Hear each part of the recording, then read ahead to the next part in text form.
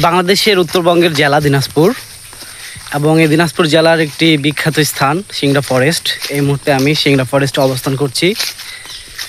আমরা কি আজকে ঈদের দ্বিতীয় দিন ঘুরতে আসছি। নিরিবিলি শান্ত পরিবেশ, এরকম একটা জায়গা খুঁজে পাচ্ছি না কোথাও।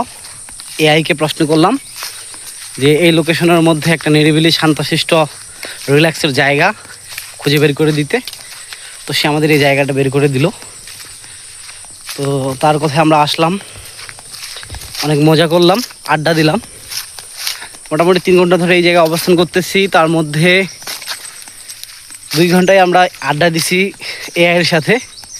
সবাই এআইয়ের সাথে কথা বলছি, বিভিন্ন প্রশ্ন, বিভিন্ন জিজ্ঞাসা, বিভিন্ন উত্তর। যাই হোক, কোনো কিছু মীমাংসা না হলেও সময়টা আমাদের দারুণ কেটেছে এখানে। আমরা খুব এনজয় করছি। এই যে আমাদের হাবিবুর কাকা, তার একটা সালাম আমাদের ফেসবুক পেজে ভাইরাল হয়ে গেছিল। কাকু এবার সালাম দাও তো।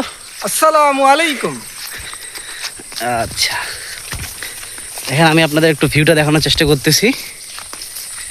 আমার বাম পাশে যে জায়গাটা দেখতেছেন, এটা পুরোটাই জঙ্গল। এবং এই যে দেখতেছেন যে গাছগুলো, এগুলো হচ্ছে শাল গাছ, দেখতে পাচ্ছেন হয়তো। এই জন্যই মূলত এটার নাম হচ্ছে শালবন, সিংড়া শালবন বলে অনেকেই।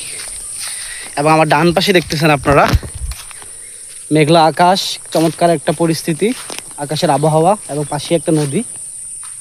এই নদীটার নাম আমি জানি না। কাকু, এই নদীটার নাম কি বারে? পুনর্বাবা। যাই হোক, আমি একজনের কাছ থেকে শুনলাম, আমার এক আঙ্কেলের কাছ থেকে, এটাই হচ্ছে সেই ঐতিহ্যবাহী পুনর্ভবা নদী। আমরা দিনাজপুর শহরের নাম শুনলে যে নদীর নাম আমাদের মাথায় অটোমেটিক চলে আসে, কারণ আমরা জানি যে দিনাজপুর জেলাটি মূলত পুনর্ভবা নদীর তীরে অবস্থিত। এটাই সেই বিখ্যাত পুনর্ভবা নদী। আর আপনারা যারা দক্ষিণবঙ্গের লোক, আপনারা হয়তো জানেন আমাদের উত্তরবঙ্গের নদীগুলো অত্যন্ত ছোট, এগুলোকে আমরা নদী হিসেবে দেখি।